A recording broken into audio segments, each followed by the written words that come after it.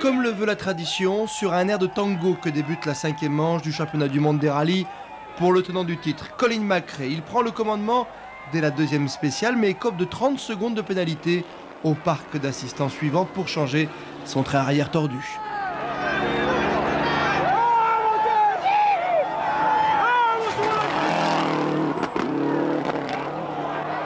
Et c'est à pied que l'Écossais franchit l'arrivée du 6e chrono après avoir relooké sa Subaru dans une série de tonneaux. Une situation dont profite Tommy Mäkinen, déjà leader depuis Taninga.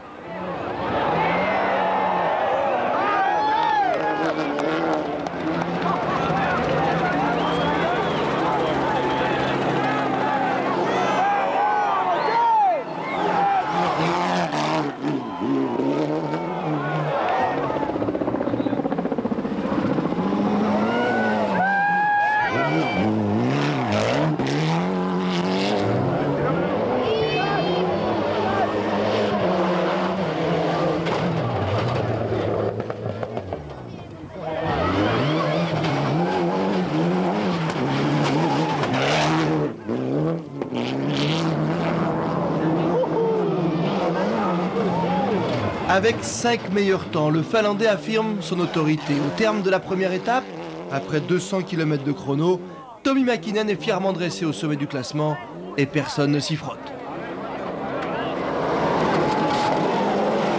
Parti prudemment, le second couteau de Subaru accélère le rythme dès la disparition de son numéro 1. Kenneth Eriksson occupe alors la 2e place.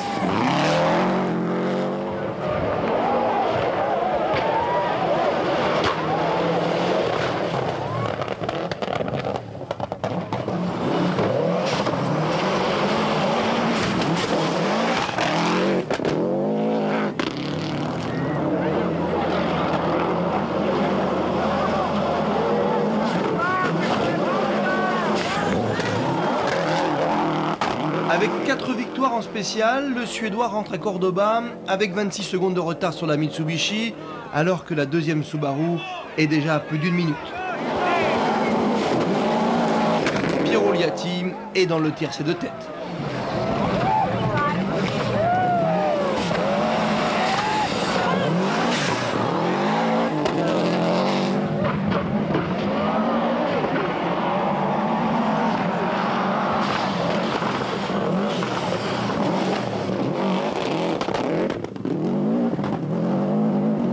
L'Italien signe 2 temps scratch contre 4 à l'Espagnol de chez Ford. Pourtant, Carlos Sainz est derrière la Subaru et à plus de 2 minutes du leader.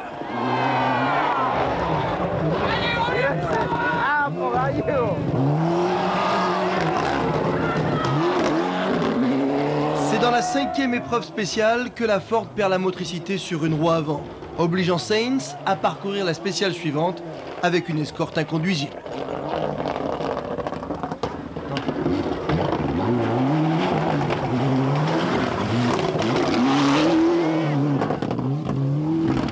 À l'assistance, la pièce n'est pas disponible car elle n'a jamais cassé. Seule solution alors, dépouiller la voiture de Thierry. Le Madrilène, c'est vrai, est le seul dans l'écurie à pouvoir viser encore le titre en fin d'année.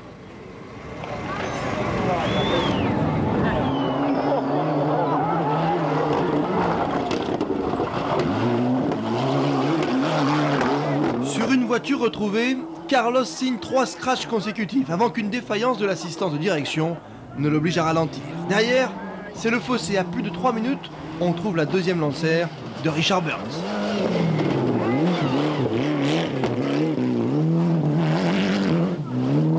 L'Anglais pointe devant les 2 Toyota de l'écurie Griffon, installés aux 6e et 7e places. L'Italien Gilberto Pianezzola domine régulièrement son équipier portugais, Rui Madeira.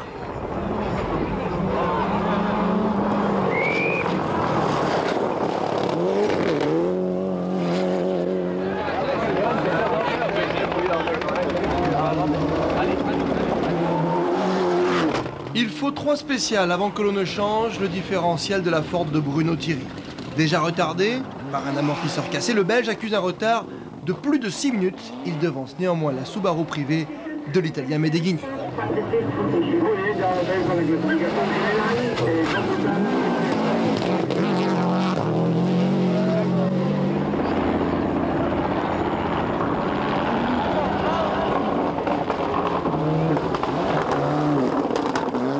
Continuant sa phase d'apprentissage, c'est la Ford de Patrick Bernardini, associé pour l'occasion à Catherine François, qui clôt la liste des 10 premiers.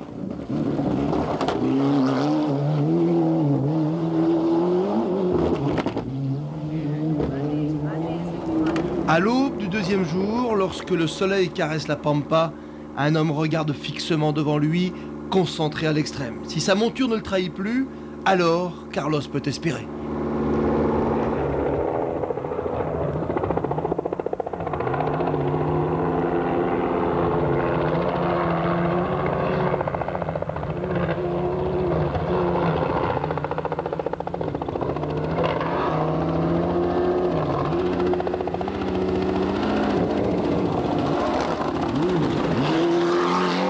Par 6 fois, l'Espagnol signe le meilleur temps pour reprendre plus de 40 secondes au leader. Tommy Mäkinen gère lui à la perfection son avance et les deux hommes monopolisent la première place de toutes les épreuves chronométrées.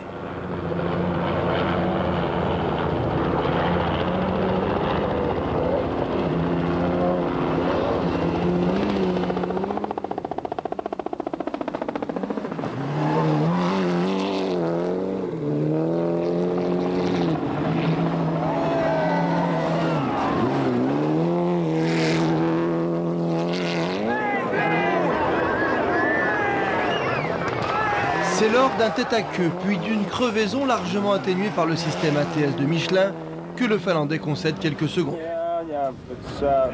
Of course, they've been driving flat out as well and high as well. It was a good day for us, except last long stage where we had a bounce at the beginning and that's why we lost quite a lot there.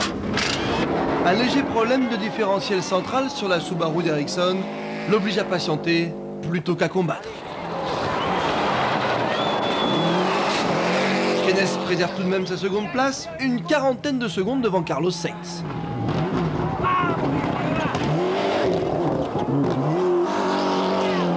Sans un atterrissage brutal à la réception d'une bosse, Piero Liatti serait 4e, mais les 10 minutes perdues pour rebrancher un fil électrique le font chuter en 8e position. Du coup, Richard Burns, toujours au petit trot, récupère la place vacante.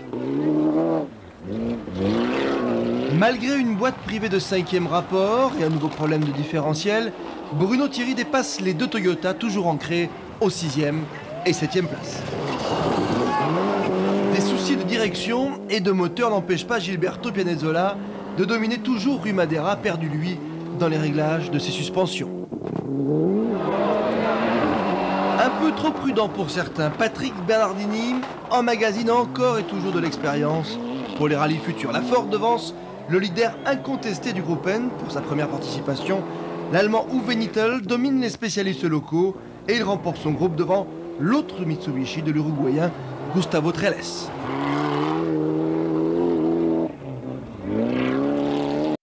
Il ne reste alors que 5 spéciales à disputer lors de l'ultime journée. Mais les 50 km du premier chrono font office de repas gastronomique plutôt que de mise en bouche. Contrairement à l'Acropole, c'est Kennes Ericsson le plus malchanceux. Il est le seul à parcourir l'itinéraire exact de la spéciale, mais une crevaison lui fait perdre plus de 4 minutes. Tous les autres concurrents, eux, sont obligés par un commissaire d'emprunter sur quelques centaines de mètres un autre itinéraire légèrement plus long. Contrairement à l'Acropole, la spéciale n'est pas annulée et Carlos Sainz récupère ainsi une seconde place inespérée. Même muni d'une confortable avance, Tommy Mäkinen signe les 3 premiers scratchs puis relâche son effort pour rentrer au stade de Cordoba en grandissime vainqueur. La connaissance du terrain et les reconnaissances limitées ne semblent pas influer sur les résultats du Finlandais, solide leader désormais au classement provisoire du championnat du monde.